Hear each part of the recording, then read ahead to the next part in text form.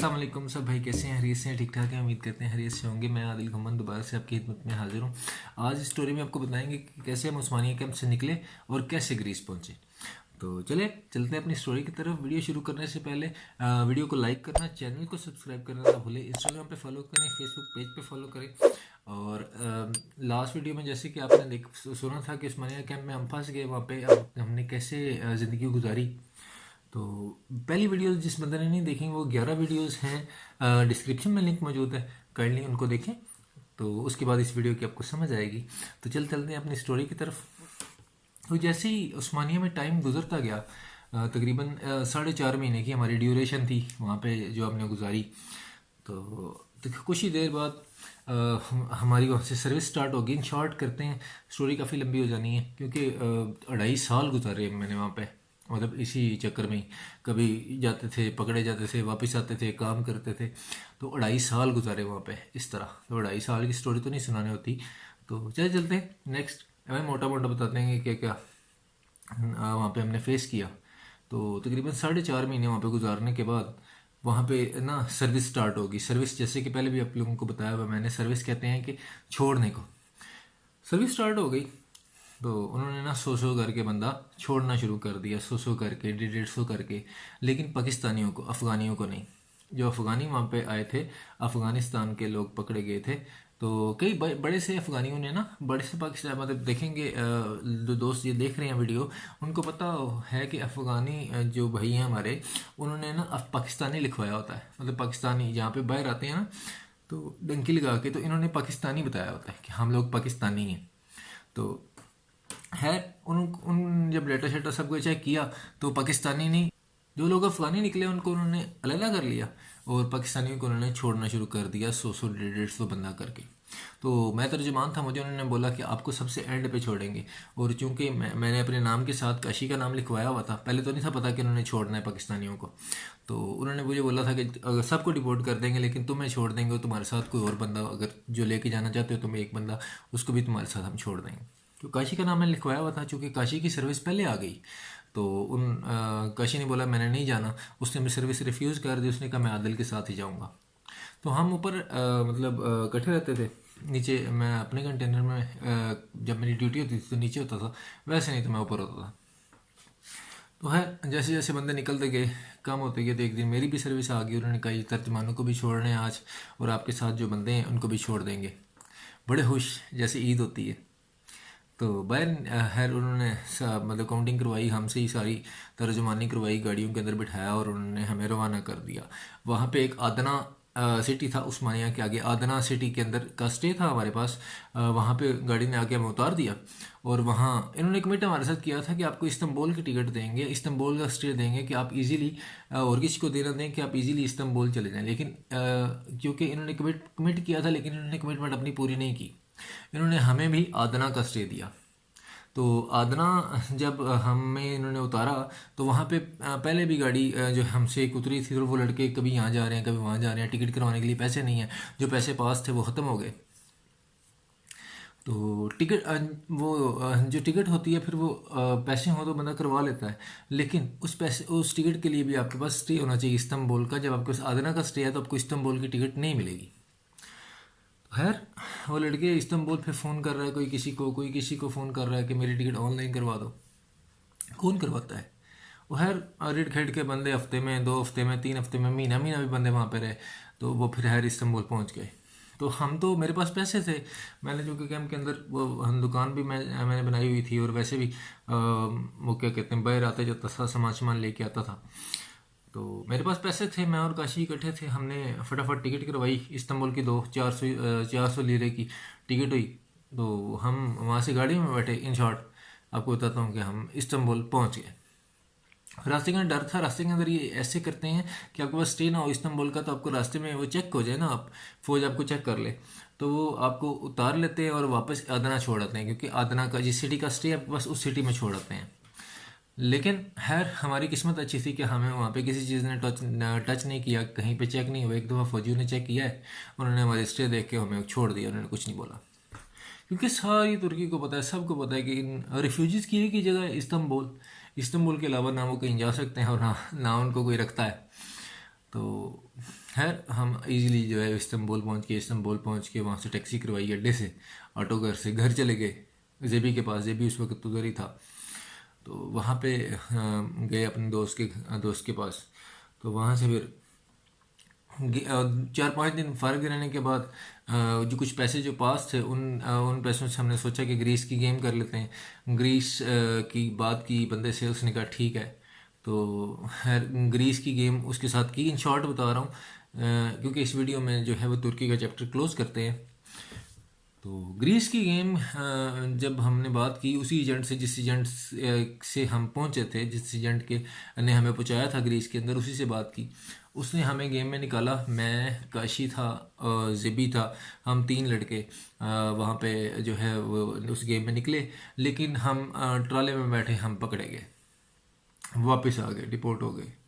उसके बाद काशी के घर वाले कह रहे थे कि ऐसे हमने फ़लाँ फ़लाँ एजेंट से बात की है और उस एजेंट से तुम्हारी गेम करवानी है। मुझे काशी कहता है यार मुझे जाना पड़ेगा, तुमने जाना है मेरे साथ तो आओ गेम करते हैं उसके साथ। मैंने कहा नहीं यार मैं अभी नहीं करूँगा, मैं इसी के साथ करूँगा लेकिन कुछ दिन ठहर के, क्योंकि वो पिछली डंकी में हालत काफ़ी ख़राब हो गई थी।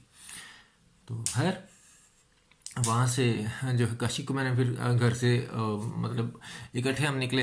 वहाँ से टैक्सी करवा के काशी को मैं ऑटो घर छोड़ के आया। वहाँ ऑटो घर के पास वो एजेंट की सेफ थी, उसके पास उसको दे आया काशी को। फिर काशी ने उससे गेम की। काशी पहुँच गया ग्रीस। और जब मुझे फ़ोन आया एजेंट का, मैंने उससे पूछा, मैंने कहा यार काशी कहाँ पे? उसने कहा जी आपका दोस्त तो पहुँच चुका है ग्रीस। और यकीन करें, एक वो मुझे काशी कहता था कि यार इकट्ठे गेम करते हैं। मैंने कहा नहीं मैं बाद में आ जाऊँगा। वो जब पहुँच गया तो मतलब खुशी होनी चाहिए, खुशी भी थी। लेकिन ये था कि यार पता नहीं क्या हो गया, मतलब दुनिया पे मतलब ऐसे ऐसे लग रहा था कि कुछ रहा ही नहीं। मतलब हमने पता नहीं कब पहुँचना है यार। इतनी तकलीफ़, दिल के अंदर दर्द होती थी उस वक़्त कि यार पता नहीं मैंने पहुँचना है नहीं पहुँचना। तो जेबी को बताया मैंने। जेबी कहता यार कोई नहीं टेंशन, खुश उम्मीद है, अल्लाह पाक खैर करेगा, पहुँच जाएंगे, ये किस्मत जो है तो पहुँच ही जाएंगे। तो खैर उसके बाद मैंने भी गेम की। मैं गेम की, मैंने दोबारा पकड़ा गया, फिर घर आ गया।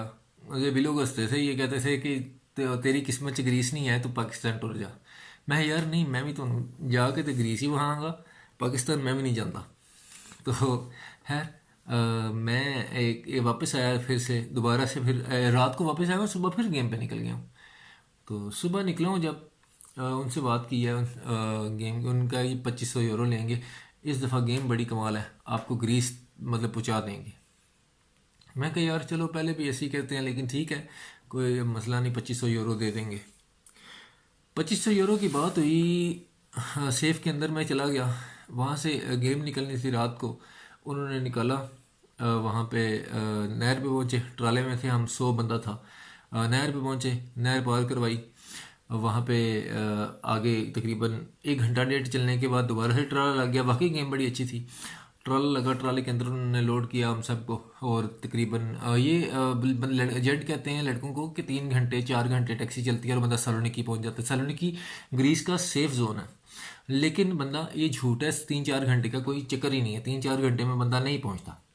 तकरीबन 8 से 10 घंटे लगते हैं टैक्सी के अंदर, ट्राले के अंदर 8 से 10 घंटे लगते हैं ग्रीस के, मतलब सलोनिकी के।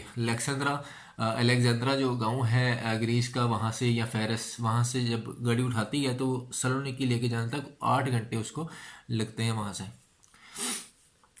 तो जब वहाँ पे सलोनिकी पहुँचे, वहाँ पे पेमेंट्स करवाने के बाद मैंने काशी से रब्ता किया। वहाँ पे एक बंदे ऐसे हम फ़ोन लेके, उसने, काशी ने मुझे बोला मैं तुम्हें ले लूँगा, रिसीव कर लूँगा, इथन्स तुम पहुँच जाओ। अथीना कहते हैं उसको हमारे जेट की ज़ुबान में, वैसे उसका नाम है इथन्स।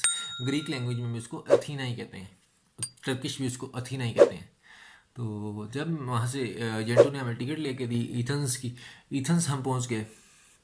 तो मेरे साथ एक लड़का था, काशी को मैंने फ़ोन किया। काशी कहता है यार मैं ना काम पे हूँ रात को। खैर हम रहते तो यहाँ पे ही हैं, मतलब वहाँ पे एक गांव था इथन्स के साथ, वहाँ पे वो काम करता था अपने मामू के साथ। तो उसने बोला हम रहते तो यहाँ पे ही हैं, यहाँ पे हफ्ते 1.5 हफ्ते बाद काम से वापस जाते हैं, लेकिन यह है कि तुम आए हो तो मैं रात को वापस आऊँगा यहाँ से इथन्स, वहाँ से तुम्हें रिसीव करूँगा और रिसीव करके तुम्हें घर छोड़ जाऊँगा अपने, वहाँ से फिर सुबह हम दोबारा काम पे चले जाएंगे। मैंने कहा ठीक है। तो मैंने लड़के से बात की, लड़के के घर चला गया जो मेरे साथ आया था सलोनिकी से इथन्स। वहाँ पे गए, उसके कज़न ने हमें रिसीव किया, वो हमें अपने घर ले गया। तो बड़ी खुशी थी ग्रीस पहुंच के। साथ ये भी था कि यार अभी काशी नहीं आया, मैं उससे मिला नहीं यहाँ। तो खैर शाम का वक्त हुआ तो हमने वहाँ पे खाना शाना पकाया, तो इतनी देर में काशी आ गया।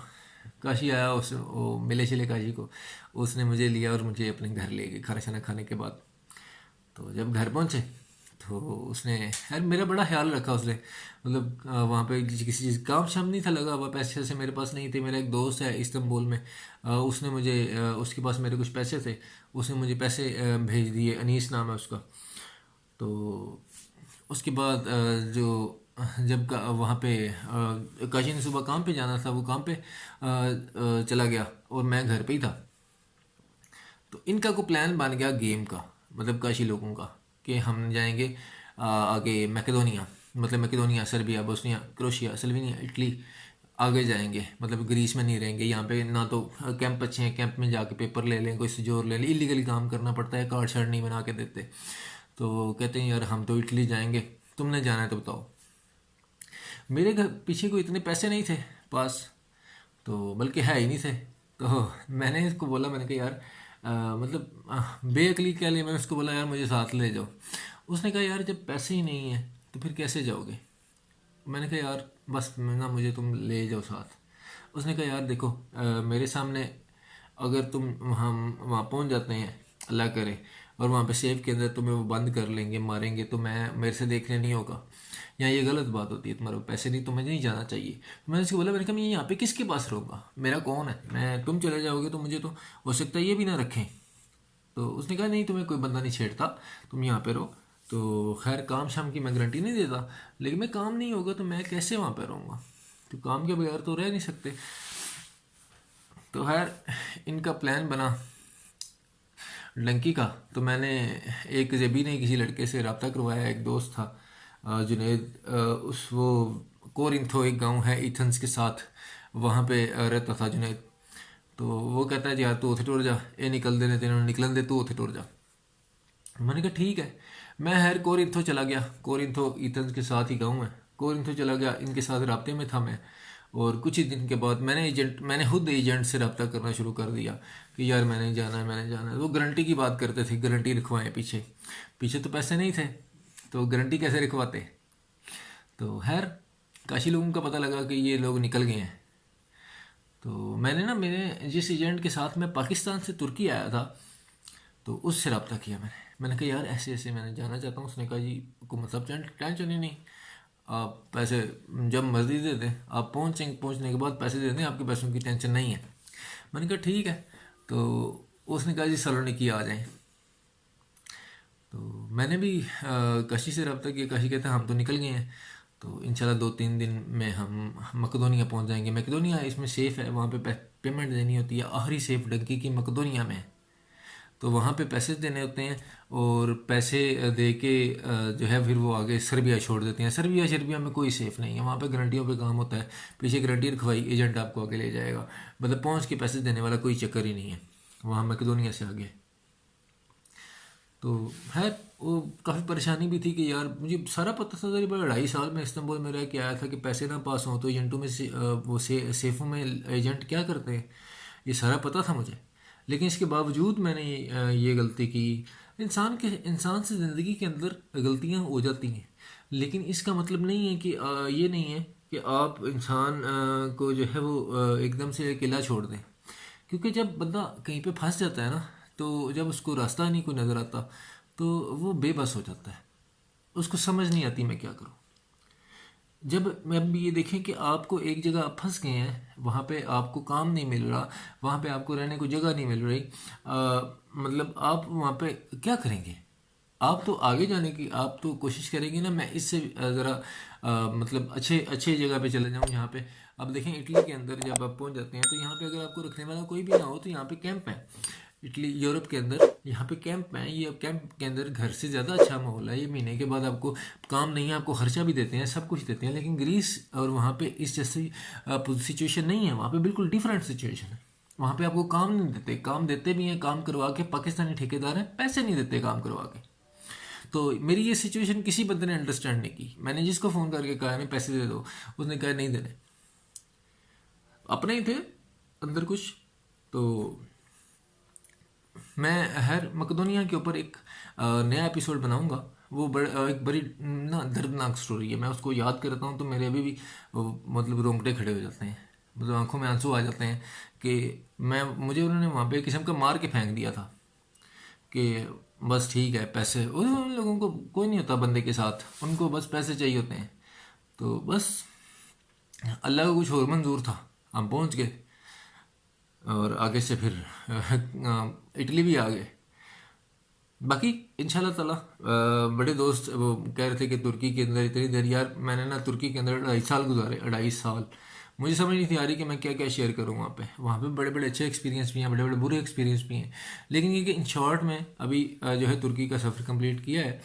तो बाकी मैं आपके साथ हूँ, मज़ीद बताता रहूँगा। तो ऐसे हम ग्रीस पहुँचे जी। ऐसे काशी दोबारा से जो है सेपरेट हो गया। मेरा दोस्त तो वो आगे निकल गया, मैं फिर पीछे रह गया। मैं कैसे निकला ग्रीस से, कैसे मैं पहुंचा मकदोनिया, कैसे वहाँ पे उन्होंने मुझे मारा, कैसे मेरे पास, मुझे उन्होंने कहा घर फ़ोन करो, घर मैंने फ़ोन किया तो उन्होंने कहा हमारे पास पैसे नहीं है।